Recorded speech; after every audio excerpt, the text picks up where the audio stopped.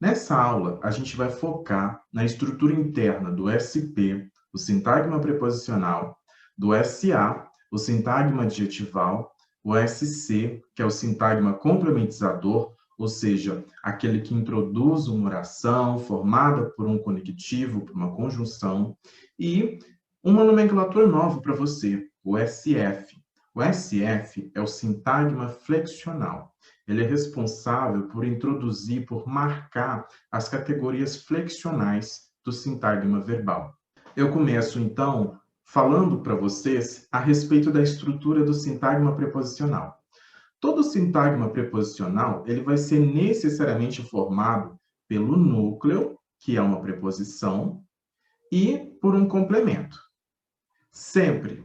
Aqui, ao contrário dos sintagmas anteriores que a gente viu, na posição de complemento, a gente tinha, né, esses constituintes aqui entre parênteses.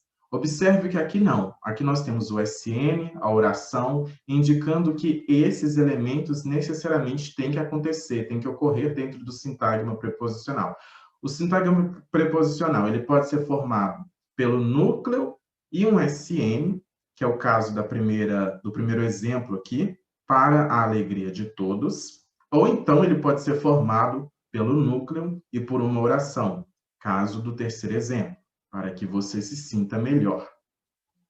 Ele pode ou não ter um especificador na posição anterior aqui, por exemplo, realmente para a alegria de todos. Então é necessário ter atenção para esse fato. O SP vai ser sempre formado por um núcleo, que é uma preposição, e um complemento. Esse complemento pode ser um SN ou um SP. Eu mostro aqui para vocês a representação arbórea desses três exemplos. No primeiro caso, aqui na primeira árvore, nós temos aqui o SP, que tem como núcleo a preposição para, e tem como complemento o SN. Aqui eu usei esse triângulo porque eu não estou querendo desmembrar esse SN, eu não estou querendo decompor, fazer a projeção máxima dele. Então, a gente usa esse triângulo. Aí eu coloquei o triângulo e coloquei o SN, a alegria de todos. Observe que a posição do especificador aqui do SP não está marcada, né? Tem aqui a presença desse símbolo, que é o morfema zero, elemento nulo. Agora, no caso do segundo exemplo que eu dei para vocês, eu dei um exemplo em que essa posição de especificador aqui ela estaria marcada e, nesse caso, pelo advérbio realmente. Então, nós temos aqui realmente para a alegria de todos. E observe também que dentro desse SN aqui, nós temos um outro SP. E dentro desse SP, nós temos também um outro SN.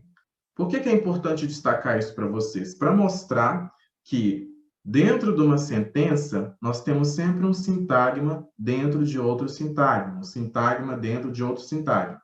Então, nesse caso aqui, a gente tem um SP que tem como núcleo a preposição de, e dentro desse SP nós temos um complemento, necessariamente sempre vai ter, o complemento é obrigatório, não existe SP formado só pela preposição, né? Seria agramatical um sintagma dessa maneira, um SP sozinho, o SP sempre seleciona um complemento, esse complemento sempre é irmão, aqui eles estão numa relação de irmandade, esse complemento sempre vai ser irmão do núcleo.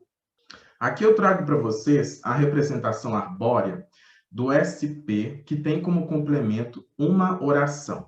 E aqui eu estou fazendo a representação do sintagma complementizador já, como eu bem disse, o sintagma complementizador ele é utilizado quando você tem uma oração dentro da sentença. Geralmente essas orações elas são introduzidas pelo conectivo que. Então, esse conectivo que, ele fica dentro aqui desse núcleo C.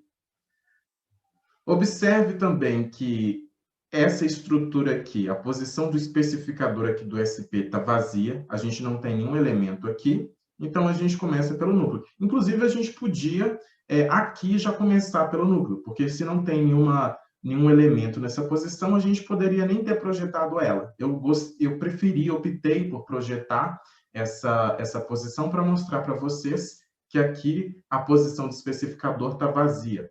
Mas eu poderia ir direto, da mesma maneira que eu fiz aqui com SC, eu poderia ter colocado o P núcleo, o P0 aqui já de uma vez. Então, olha, SP, P', posição intermediária, a gente sempre marca a posição intermediária para você colocar o núcleo e o complemento. Então, o núcleo para, o complemento é um SC, ou seja, é uma oração, uma frase que contém verbo. Esse SC tem como núcleo a conjunção que, e vai ter como complemento um sintagma verbal, uma outra oração. Esse sintagma verbal, ele é formado pelo SN sujeito você, pelo núcleo sinta, o sujeito e o objeto são correferenciais. Esse se, do se sinta, ele é o complemento do verbo sentir, porque ele é um verbo reflexivo. Se ele é um verbo reflexivo, isso indica que tanto o sujeito como o objeto têm o mesmo referente, fazem referência à mesma entidade no mundo experimental. Quando a gente vai fazer a representação arbórea, a gente pode ou marcar o pronome se aqui na posição de complemento, como eu marquei, ou então você pode repetir o você aqui, para que você sinta você melhor. O melhor está sendo marcado aqui na posição de adjunto, ele está justaposto aqui em relação ao SV. Para poder fazer a representação de um adjunto, lembrem-se, você abre para cima um galho da árvore, você coloca na primeira representação SV1, e aqui no sintagma adjungido você coloca SV2, vem aqui e marca o sintagma, que vai ser correspondente, nesse caso aqui é o SA, porque aqui a gente vai ter um adjetivo, coloca esse constituinte nessa posição. Melhor, para que você se sinta, ou para que você sinta-se melhor. Da mesma maneira que a gente tem as locuções verbais, a gente também tem as locuções prepositivas. Elas são formadas por duas preposições, uma colocada junto com a outra. Lembrando que essas posições elas assumem simultaneamente a posição de núcleo.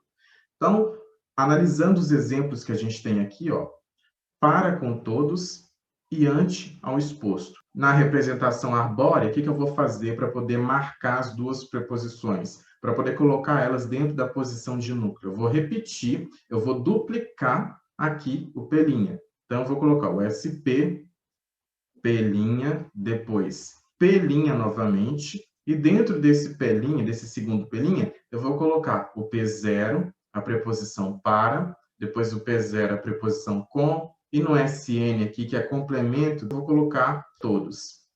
O outro exemplo, ante ao exposto, aqui nesse P0, o ante, nesse segundo P0, a, e no SN, o exposto. Lembrando que aqui eu poderia projetar para além aqui e colocar o SD, o e o N' exposto.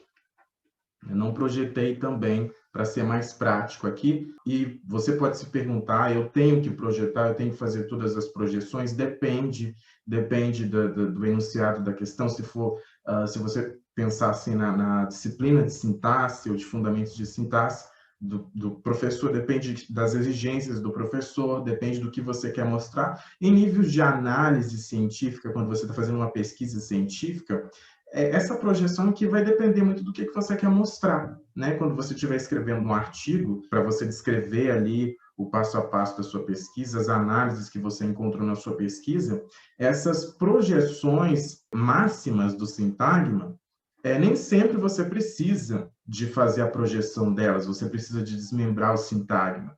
Você só vai precisar quando você acha que vai ficar mais claro daquela maneira, para mostrar, para comprovar o que você está argumentando ali no seu artigo. Agora eu mostro para vocês a estrutura do sintagma adjetival.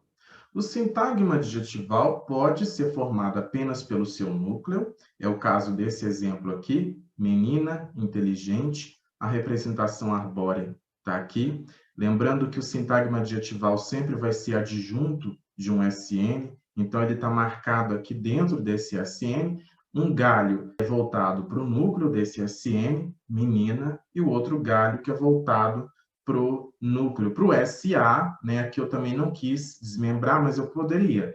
SA, depois a linha, e depois o A núcleo inteligente. Eu quis fazer direto. O sintagma adjetival também pode ser formado por um especificador mais um adjetivo. É o caso desse exemplo. A menina é muito inteligente. A representação arbórea está aqui. Lembrando que o muito, ele é um advérbio, ele está intensificando aqui o adjetivo inteligente. Na representação arbórea, como a gente tem aqui uma oração, um SV, então a gente começa pelo SV.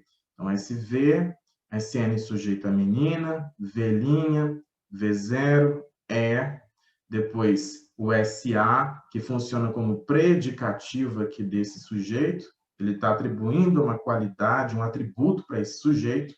O SA eu vou desmembrar entre o especificador aqui embaixo, muito, e o núcleo inteligente. O SA também pode ser formado pelo núcleo e o especificador. Aqui, o especificador está posposto ao núcleo. Ou seja, dependendo do adjetivo que a gente tiver, o especificador pode aparecer antes ou pode aparecer depois. Mas também pode haver casos de adjetivos que aceitam o especificador tanto antes quanto depois. No caso do exemplo que eu coloquei aqui, a menina é inteligente demais. Nesse caso aqui, o especificador só pode aparecer depois do adjetivo. Então, nesse caso, a gente inverte também aqui na árvore. A menina é inteligente demais. Observem na regra de reescritura que eu tenho aqui, que o sintagma adjetival pode vir precedido por um SP ou por uma oração. Esse SP pode ser adjunto ou complemento. E essa oração também pode ser adjunto ou complemento. E aí eu trouxe exemplo para cada um dos dois aqui para vocês. Sujo com graxa e ansioso que a festa comece. Consciente da situação, consciente que o problema é grave. Desde o início, quando a gente tem aprendido sintagmas, talvez não tenha ficado claro para vocês, mas a gente estava falando de um tipo específico de sintagma, um conjunto específico de sintagmas, que são sintagmas lexicais. O que seriam sintagmas lexicais? São sintagmas que possuem um núcleo de natureza lexical, isto é, uma palavra que possui conteúdo referencial. Existe uma diferença dentro da linguística de palavras lexicais e palavras gramaticais ou palavras funcionais. As palavras lexicais são aquelas que possuem, além de sentido, elas possuem um referente. Esse referente é uma representação do mundo experimental, desse mundo que a gente vive. Por que substantivo é uma palavra lexical? Porque todo substantivo, a maioria dos substantivos, vai ter um sentido e um referente. A palavra casa, por exemplo, além de ter um sentido, né, de ser uma moradia, um lugar construído para abrigo, alguma coisa nesse sentido, vai ter também um referente. Quando você fala a palavra casa, você pensa num objeto, em algo concreto que existe no mundo. As palavras gramaticais são aquelas palavras que não têm um referente. São palavras que possuem sentido, mas não têm um referente. Um exemplo são as conjunções, né? As palavras porém, contudo, mas. O mas, por exemplo, você sabe que mas indica oposição. A palavra mas não tem um referente no mundo. Ela não se refere a nada no mundo. Ela simplesmente, essa palavra, esse conectivo, ele simplesmente tem um sentido de oposição, mas ele não tem um referente no mundo experimental. As palavras gramaticais, além disso, elas têm uma natureza relacional. A função delas é relacionar as outras palavras da língua, é relacionar as palavras lexicais. Então, os sintagmas lexicais, eles vão ter como núcleo palavras lexicais, palavras que possuem conteúdo referencial. São esses 4 aqui que a gente aprendeu até então. O SN, o SV, o SP e o SA. Alguns autores também vão incluir, dentro da categoria dos sintagmas lexicais, o sintagma adverbial. Alguns autores.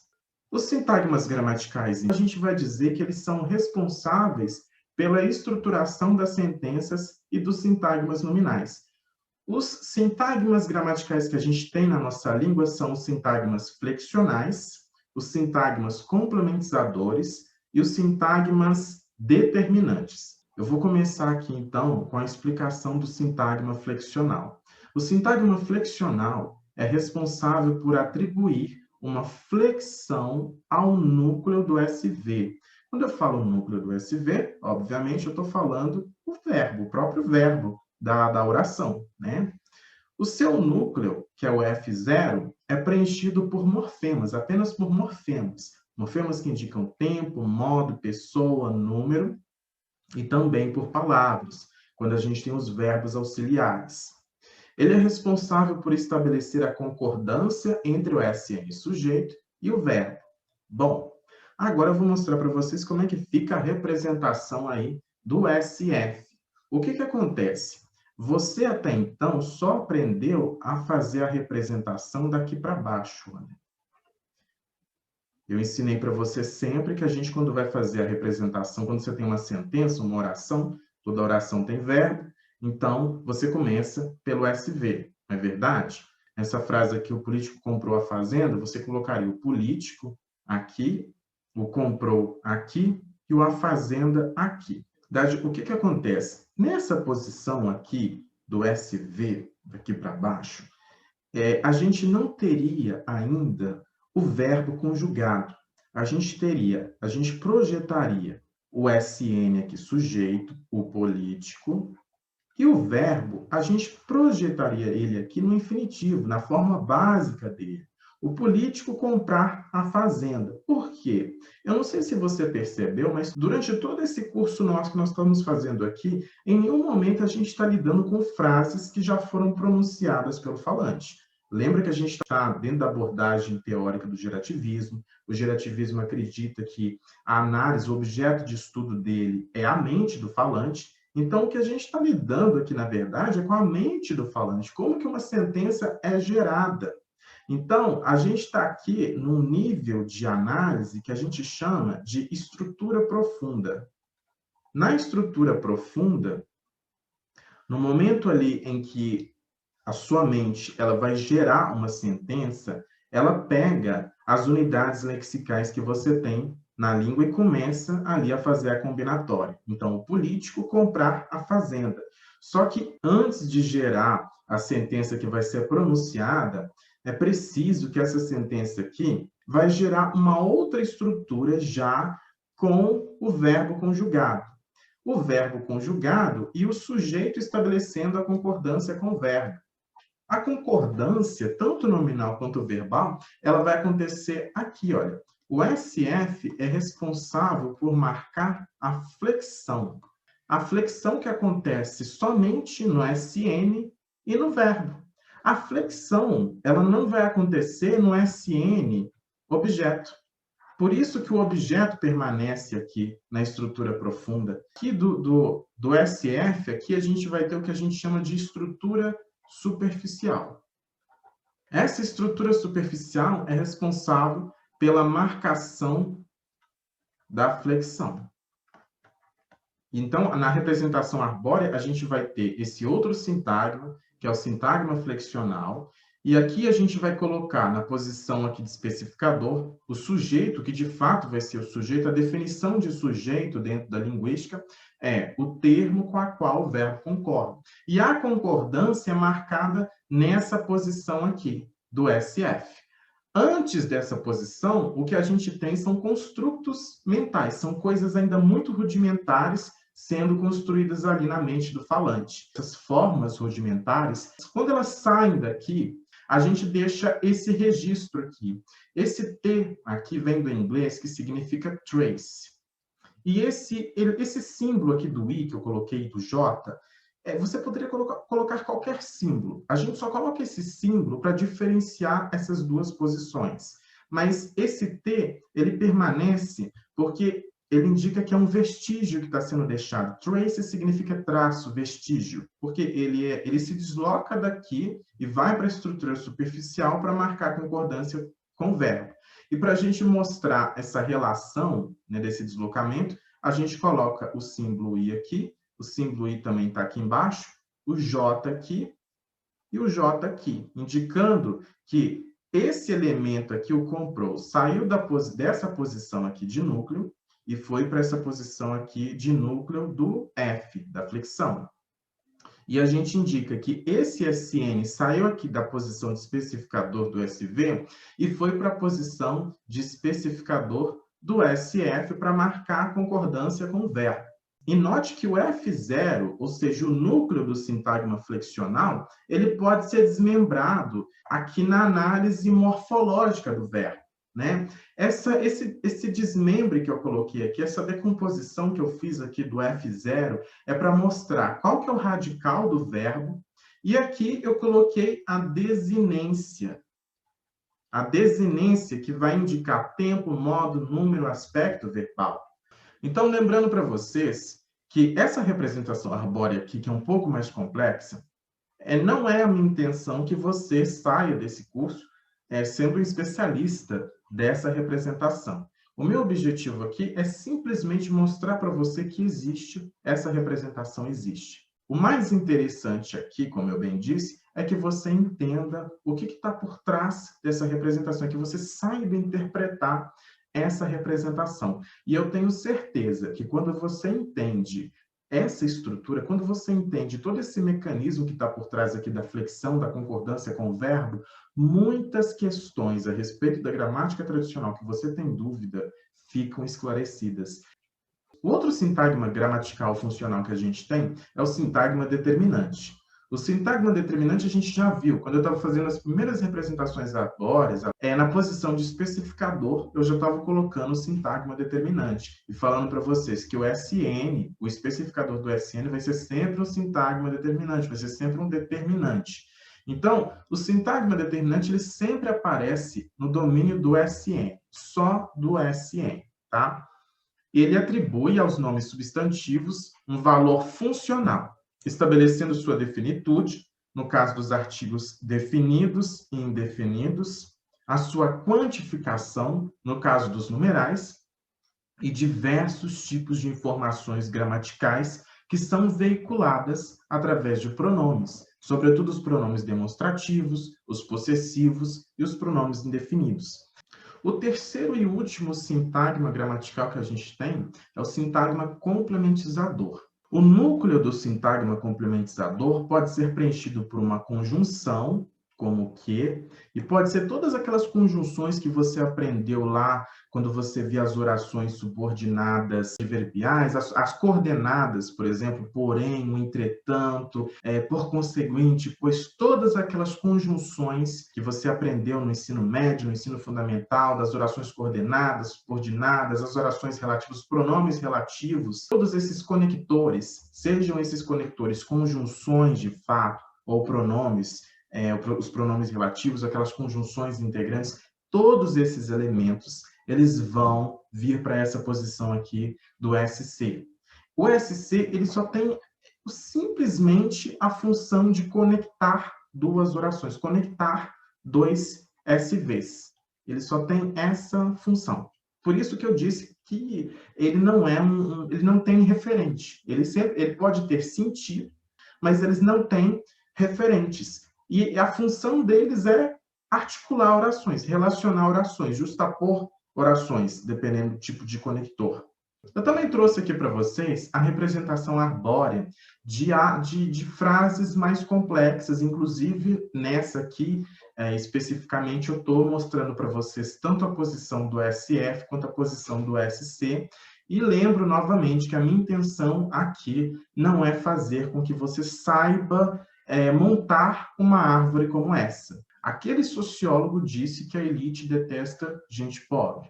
Então, vamos pegar primeiro, aqui embaixo, onde a gente tem a estrutura profunda, e vamos separar aqui com a estrutura superficial. Observem que dentro da estrutura profunda, onde eu teria aqui aquele sociólogo, que é o SN sujeito, eu tenho vestígio, eu tenho trace aqui, e eu tenho aqui a indicação de qual elemento que é o I, então eu faço a correlação, nessa posição aqui eu teria esse SN aqui, aquele sociólogo. E nessa posição aqui, eu tenho um outro vestígio, junto com o J, me dizendo que o disse, que está aqui na posição do SF, ele estaria aqui nessa posição. Dizer a forma infinitiva do verbo, enquanto construto mental, antes de ser pronunciada, a gramática, ela iria coletar esse item lexical do meu léxico mental, e esse item lexical coletado, ele viria da forma como ele é, na forma infinitiva, dizer. Então, a gente teria algo como aquele sociólogo dizer que a elite detestar gente pobre. Eu estabeleço aqui o deslocamento, eu desloco o SN para a posição do SF e desloco o verbo também para a posição do SF. E dentro do F0, ou seja, dentro do núcleo do sintagma flexional, da flexão, é onde eu vou colocar o verbo. E depois eu venho aqui, onde seria o complemento, porque o SV ele seria formado por esses dois elementos, mas o complemento aqui do núcleo do V, ele é formado por um SC. Ou seja, a gente tem uma oração que funciona como complemento do verbo da primeira oração. Aquele sociólogo disse é a oração principal, a oração matriz, e depois o complemento do verbo dizer é uma outra oração. O complemento do verbo dizer vai ser que a elite detesta gente pobre. Esse complemento, que é uma oração subordinada substantivo objetiva direto, esse complemento aí, ele está dentro do núcleo do SV. Então, a representação do SC vai ser o seguinte, a gente vai ter aqui o núcleo desse SC, que é o quê? E aqui, do lado, a gente vai ter um outro SF. Por quê? A gente vai ter uma outra oração, e acontece a mesma coisa. Então, para poder marcar a concordância entre o SN e o SV, esses dois elementos aqui, eles são deslocados aqui para cima. Quando você traz para cá, você tem que colocar o T de trace, vestígio, e tem que colocar também um símbolo para marcar essa identidade aqui entre esses dois elementos. O K com o K aqui, indicando que o elemento saiu daqui, e o L com L aqui, indicando que esse elemento aqui, o detesta, tá? Ele saiu daqui, dessa posição. Então, olha, o complemento do SV, do núcleo aqui, vai ser o SN. Eu trouxe aqui outra representação, e aqui eu optei por não colocar o SF, tá? Eu já fui direto no SV mesmo, porque o meu objetivo aqui é mostrar outras coisas. Então, olha, o livro que o professor indicou é interessante. O meu objetivo aqui é mostrar para vocês uma oração relativa. A gente tem um período composto aqui, tem duas orações. Por que a gente tem duas orações? Porque a gente tem dois verbos. O primeiro verbo da oração principal é o verbo ser. O livro é interessante. E a segunda oração que a gente tem aqui, que é uma oração encaixada, intercalada, é a oração o professor indicou. O verbo dessa oração é o verbo indicar. Notem que essa oração aqui, ela não é complemento de um verbo, ela é adjunto do SN sujeito. Esse SC que está aqui, ele está restringindo a referência do SN. Uma coisa é dizer o livro, e outra coisa é dizer o livro que o professor indicou.